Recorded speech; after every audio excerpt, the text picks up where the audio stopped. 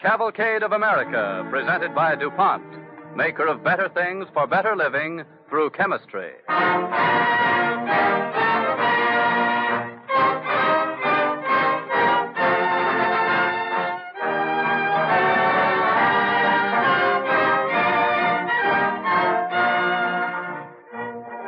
Tonight we bring you a play about a lazy man. He was a writer of stories. In fact, he was America's greatest short story writer, Sidney Porter, known all over the world by his generation and ours as O. Henry. In a portrait study of O. Henry written by Norman Roston, as O. Henry might possibly have written it himself, the part of O. Henry is played by Carl Swenson of the Cavalcade Players. The orchestra and the original musical score are under the direction of Don Voorhees. DuPont, maker of better things for better living through chemistry, presents Carl Swenson as O. Henry on the Cavalcade of America.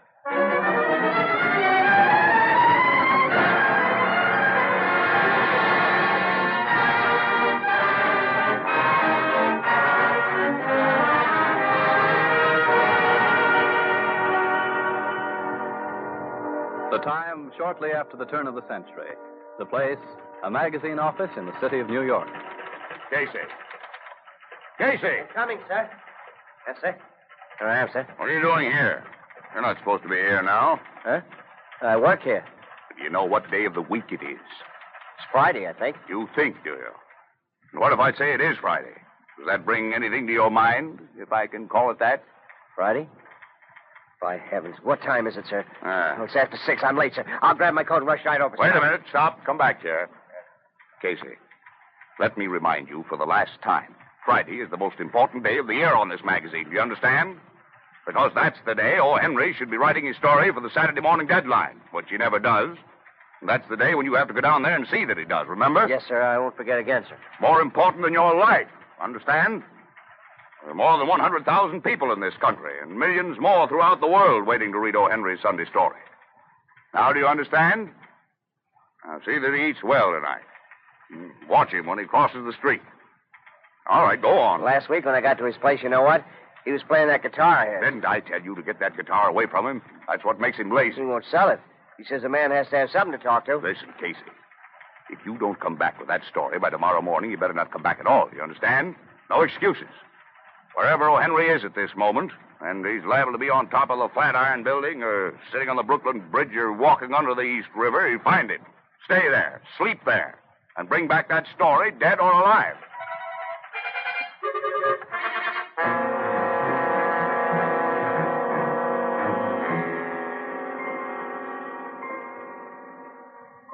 Now, don't pick up that guitar again, Porter. I want to talk to you. Go ahead and talk, Tom. Yeah, I must say you play that guitar almost as well as you write, Porter.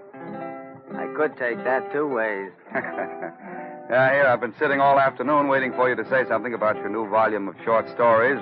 All I get is a lot of guitar playing. Now, what would you want me to say about the book? Nothing more for me to say. It's all in there. Well, how do you feel about your new book? I feel fine. Is that all? Tom, you're a writer yourself. You ought to know. No, not like you, O. Henry. How do you sum it up? It's a word, Tom. One word. People. I like people.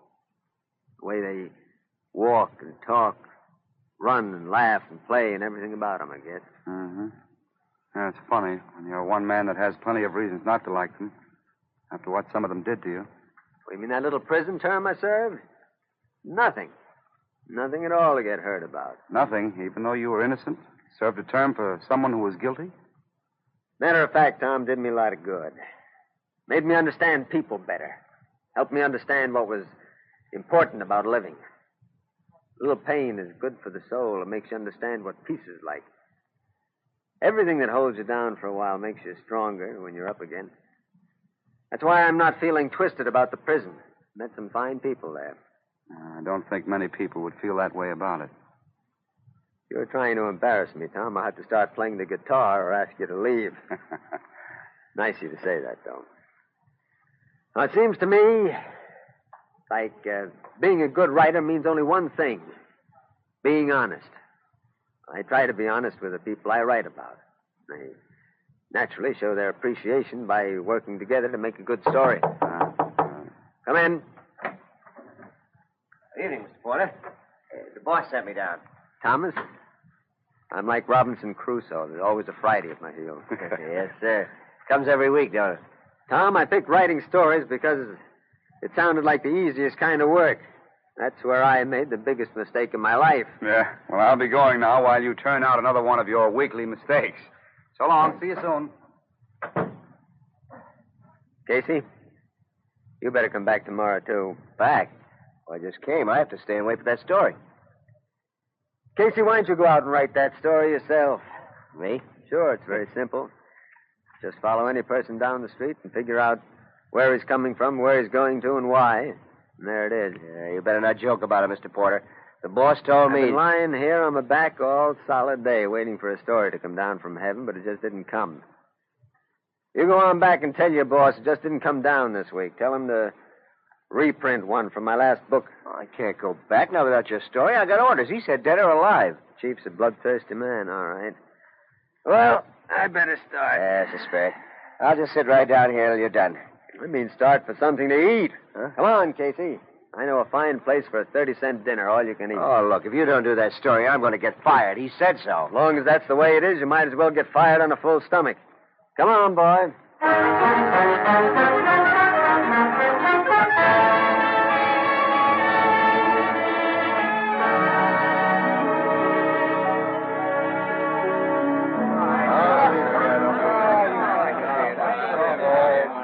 Boys, I've been doing the talking most of the night. Not to mention the drinking. Oh, that reminds me. How about another round? That's too fine.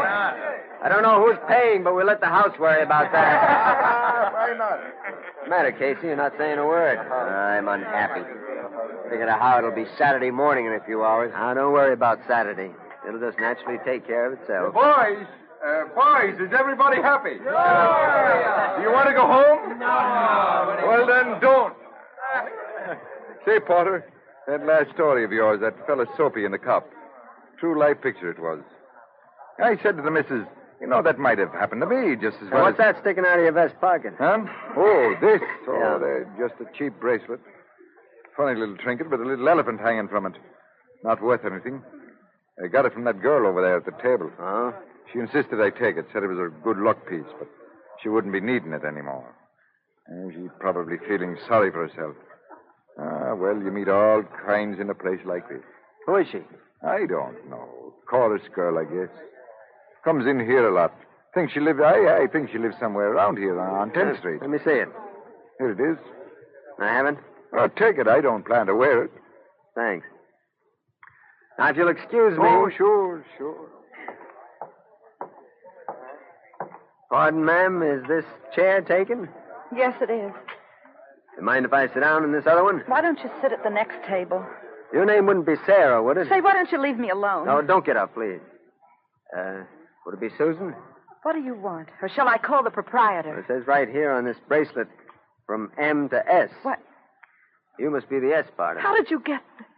Oh, I accidentally picked the proprietor's pocket. We're old friends.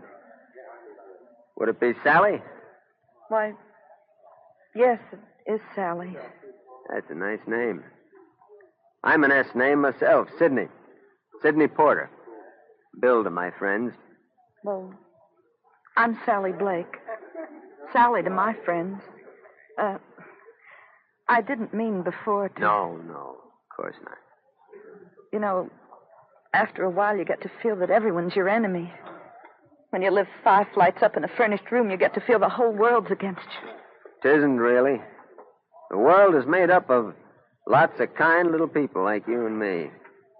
People are never really against one another when you scratch them deep enough. Now, take me, for instance. I look pretty ornery, but I'm not. No, you're not. Who are you? Just a small part of that world you're afraid of? Somehow, I'm not afraid of you. No, of course not. People are only afraid of themselves, Sally. Yeah. You get that way, I suppose, from trying hard and failing.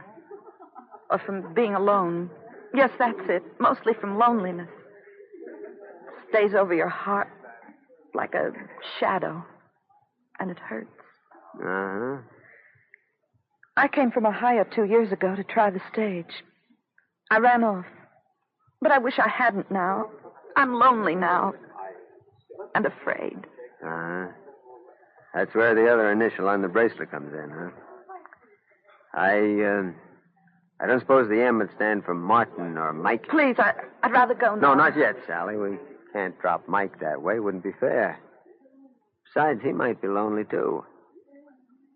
You know what, mister? What? Mickey, that's his name. He doesn't know where I am. But he's in the city looking for me all this time, ever since I left. And I'm afraid he won't find me. He won't be able to find me. Sorry to interrupt, Mr. Porter, but the boss is on the phone. He says it's important. Oh, excuse me for a moment, Sally. I'll be right back. Casey, I can't imagine why he called me. Say, mister, have you a pencil, please? Oh, yes, ma'am. Here's a pencil. Thank you. All right. Don't go away. Here you are. When that gentleman returns, give him this note with this bracelet. Yes, ma'am. Why don't you wait for him? Here he comes. Sally! Wait a moment, Sally! Why'd she go, Casey? She said this note is for you and this bracelet. Here, let me have the note, quick. All right. What's it say? I should like to leave this bracelet in the keeping of a kind person. Goodbye forever. Well, that's that. Now you can go back home. Come on, you... Casey. Got to return this. She might still be outside. Come on, hurry. No sign of her on the street. She must have turned off somewhere. Raining, too. A little worried about her. What a downpour. Yeah. Don't you think we ought to get out of it instead of just walking? We'll never find her. Well, we might. After all, there are only 4 million. Look at those lighted buildings, Casey. The eyes of the city are wet tonight, and the streets are cold. Look at the people passing by. Each walks around with a secret Aladdin's lamp, rubbing out their pain, wishing in their dreams. Baghdad on the subway. They're all lost children wandering in a kind of enchanted wilderness. And that girl, Sally, he, too, is a child, lost and pitiful. Now, look, Mr. Porter, I can't keep on following you all night while you walk around in the rain. I came to get your story for tomorrow. I came to your room to stay there while you wrote it. First you went to get a meal, now this girl. Let's go inside this place for a cup of coffee. Oh.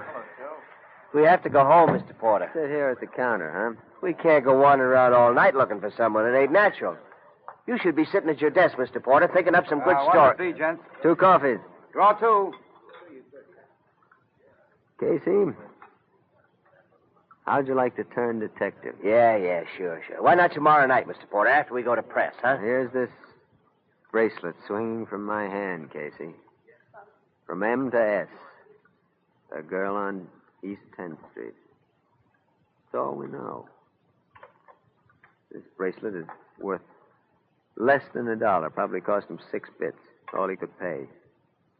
Now, why'd you pick one with a little elephant on it? That all means something. Perhaps if we swing the elephant like this, it might talk. Coffee, 2, coming up. Hey, watch out, will you, please? Where'd you get that bracelet? What's the matter, son? I said, where'd you get it? I know that bracelet. Tell me. It was left by a girl. Well, let me see it, please. Yeah, the left eye's cut out of the elephant. I did that for luck. Mister, that's my girl, see? Where'd you find it, huh? Where? In the cafe down the block. She told me she'd always keep it.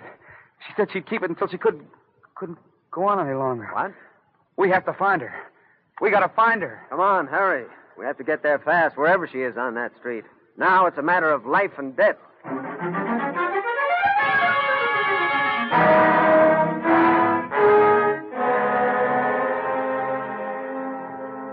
Oh, here we are, East 10th Street. Oh, it's a big street when you haven't got the number. Oh, she won't do anything rash. She can't now that I'm so near. Oh, there's a policeman. He might be able to help. Yeah. Say, officer, we're looking for a girl named Sally Blake. She lives on this street somewhere. You see this bracelet? An elephant on She it. went She's home my to kill girl. herself, We've got to officer. find The her. left eye of the elephant. Look at it, officer. It's elephants, is it? Pink elephants, I suppose. Huh? Go on home, all of you, before I turn you in for drinking. But, officer... Go on, soak your heads in cold water. Hey, wait.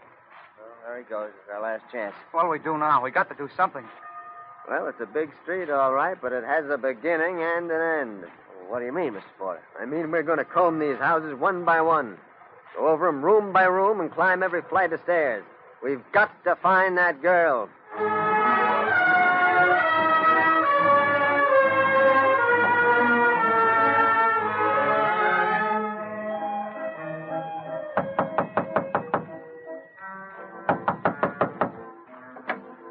What is it? Pardon, ma'am, I'm looking for a young lady named Sally Blake. Not in this house, she ain't.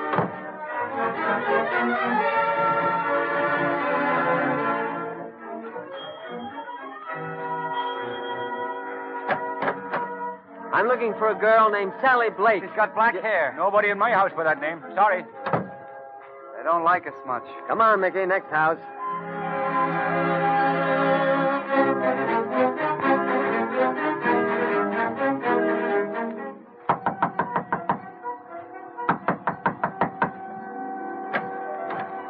How do you do, ma'am? I'm looking for a girl named Sally Blake. Have you a roomer here by that name? She's my No, girl. I have not. You shouldn't be waking up people at this hour. I should spill water on you next time. Schlabeel.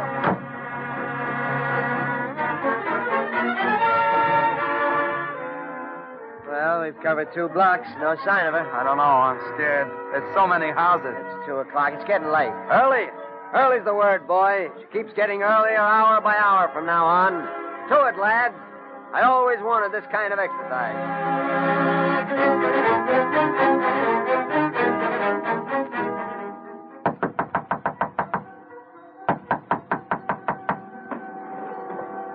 Who's down there? Sorry to wake you, partner. I'm looking for a Miss Sally Blake. Read it. 20 through Skidoo. Here, I'll call the cops.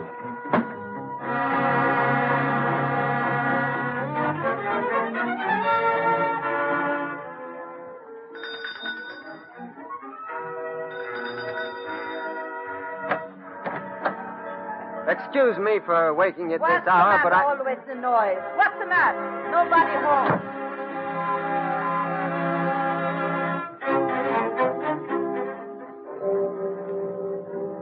Don't you feel bad about it, Mickey? I don't know what to feel. You know, mister, I feel she's in the street somewhere. I love her very much. I'm scared. How do you feel, Casey? Oh, I'm all in from climbing stairs. Yeah, I guess you fellas tried your best. Thanks. Now, wait a minute, boy. There's a couple of more flights of stairs than me yet. Let's go.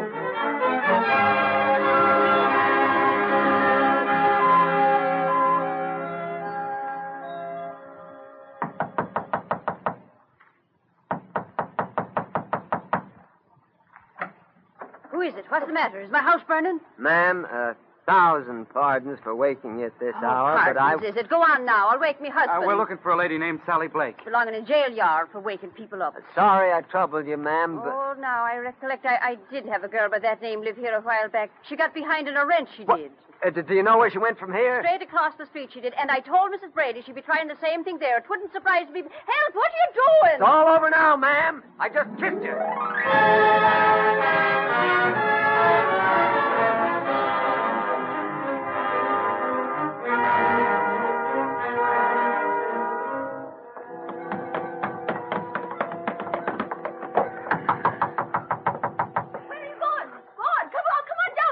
Hello! Open up in there. Sally. Hello! Where are you? This is Mickey. Open the door, please. Do you think maybe... Landlady, can you open this door with your key? I can't, but I won't. Not until you see who you are, Rick. Please, hurry, please. Hurry. Look at her in the bed. The room full of gas. The saints protect Where's the gas jet? There, near the bed. I'll close the jets. Casey, quick, open Sally. the door. Sally, wake up. Please wake up, darling. Rubber hand. Huh? That's right. Yeah. You, ma'am, get some water out of that sink in the towel. Yeah, get some water, please. Good. Why did she have to do this in my house? Ah, she's coming around. Just got here in time, I guess. Sally, open your eyes. Let me see your eyes.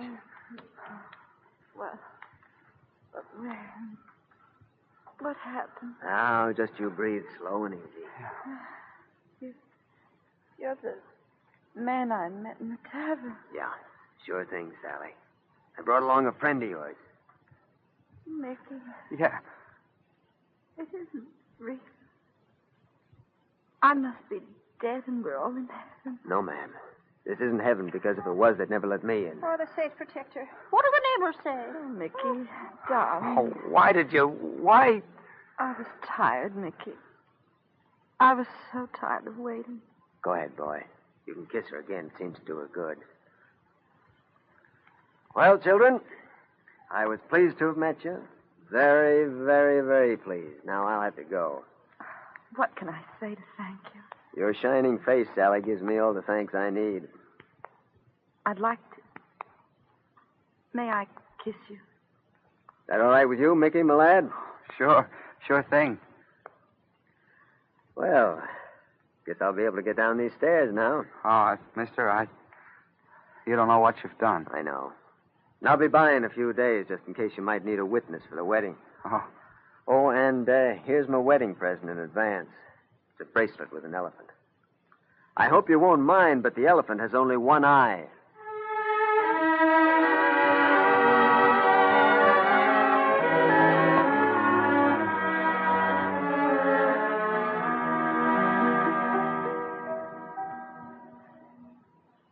Looks like the rain's over, Casey. A day to watch the morning come stealing in over the rooftops, over the bridges, putting out the stars and putting out the million dreams of evening, waking all the dreamers. Sure was a wild night. Funny, I don't feel very sleepy. I never had so much exercise in my life, Casey. Never be able to look another flight of stairs in the face again. Guess it's all right to help others, but all I know is it's 6 o'clock Saturday morning, and where are we? We're home. Come on inside for a moment, Yeah? Casey. That guitar won't make me feel any better. 9 o'clock is the deadline, and I'm on the old soup, I guess. Cheer up, boy. Cheer up. We've reunited two lovers. We performed an act of God. Yeah, guess we did. Now I got to think what's going to happen to me when I go back without your story. You go ahead and think about it, Casey. Make yourself some coffee. It'll make you feel better when you walk into the boss's office and collect your salary. Sure. Go ahead, torture me. What do you care if I lose my job? That's right. Don't pay any attention to me. Talk to your typewriter. I'll be going along now. Had a hunch it would all end this way. Casey, hand me one of those cigars. You know, that lad will be living next door to her all the time, see? Oh, what lad? And I've been thinking, too, seems to me like I won't have her die in the end. Who? What are you talking about? Talking about my story. That's what you came here to get, wasn't it? Huh? No, Sally won't die in my story. Fiction doesn't always have to improve on fact, you know. Because she wouldn't have died even if we hadn't gotten there. She would have wakened in the morning even as you and I. Her poverty would have saved her. That's how the story will end. You mean, Mr. Porter, that's a story? Say, it is. Say, that could make a story. Yes, sir. When we went into Sally's room, I turned off the gas jet.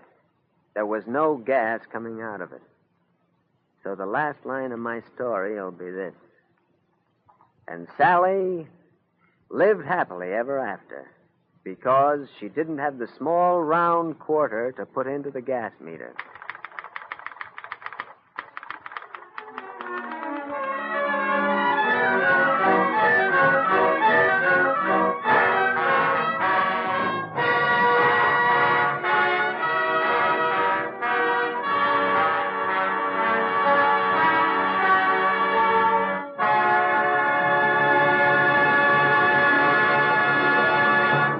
The Cavalcade of America thanks Carl Swenson and the Cavalcade players for their performance of our radio play about O. Henry. It was shortly after the turn of the century when his career as a writer attracted world attention. That wasn't very long ago, but it was before our wonder age of modern science, when the achievements of chemistry began to bring so many comforts and conveniences into our daily lives. One of chemistry's most brilliant achievements is the manufacture of America's #1 synthetic rubber, neoprene, of which DuPont now brings you the latest news in the story of chemistry at work in our world. In 1932, less than 10 years ago, a DuPont pilot plant turned out 250 pounds of a new synthetic rubber called neoprene. 250 pounds weren't much. Manufacturers experimented with it, found it useful, readily bought all of it, and asked for more. A bigger plant was built. Additions were put on. Still, demand exceeded supply, and larger plants had to be built. This year, a plant at Deepwater, New Jersey, is turning out neoprene at the rate of 13 million pounds a year. That still isn't enough. By fall, the Deepwater plant will be making neoprene at the rate of 20 million pounds a year. That amount won't supply the demand either. A new neoprene plant, built, financed, and operated by DuPont, is going up in Louisville, Kentucky. By the fall of next year, 1942, the Deepwater plant will be making some 20 million pounds, and the Louisville plant will be making more than 22 million pounds of neoprene. A grand total of over 42.5 million pounds a year. And there is every reason to believe that the supply, even so, will have difficulty keeping up with the demand. Neoprene was one of the first 5 materials, and the only non-metallic substance of the 5, to be placed under mandatory priority rule by the government. Why is there such a demand for DuPont's chemical rubber? Because it resists oil and is used on ships and docks, in hoses that load oil into tankers, for example. Because it's used where natural rubber might catch fire and burn, where it might carry flame along electrical wires inside a battleship, say. Because neoprene is used where natural rubber goes to pieces under the action of sunlight, which neoprene resists. Because hundreds of the machine tools that are so vital to defense production have parts that come in contact with oil and gasoline, and neoprene stands up better than rubber in such applications. Because the bulletproof gas tanks of our American fighting planes are lined with neoprene. Because every truck and every tank turned out on an American production line has anywhere from 1 to 100 neoprene parts. Those are a few of the jobs that neoprene does. Nor is it an accident that we find neoprene doing such jobs. It was exactly such qualities of service that chemists of the DuPont laboratories had in mind a dozen years ago when they set out to find a formula for chemical rubber. They weren't looking for rubber. They were looking for an entirely new material that would have the toughness and give and stretch of rubber, but that would have, in addition, special properties of its own.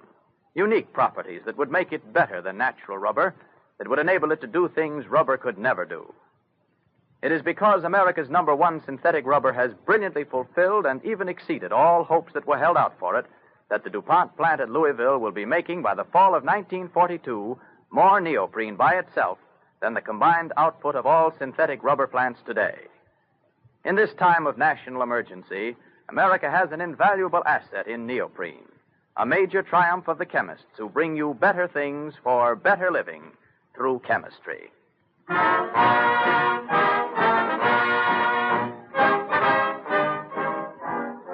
And now a word about our program next week. We're going to tell you about a man and his fight for an idea against terror and danger in one of the most hazardous undertakings of mankind. That man was Clifford Holland. And his idea? Well, the great tunnel underneath the Hudson River that links New York and New Jersey in the service of millions today bears his name. We tell you the story of the man who built it and how it was built, with William Johnstone of the Cavalcade Players starring in the role of Clifford Holland. In our story of chemistry at work in our world, we will tell you about an explosive rivet perfected by DuPont, which is speeding up the manufacture of American aircraft today. We hope you'll join us at this same time next week when DuPont again presents the Cavalcade of America.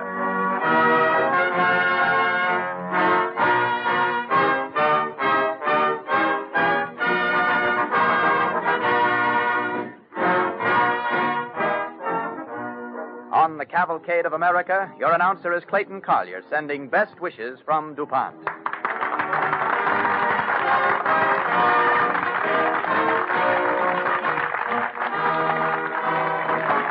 This is the Red Network of the National Broadcasting Company.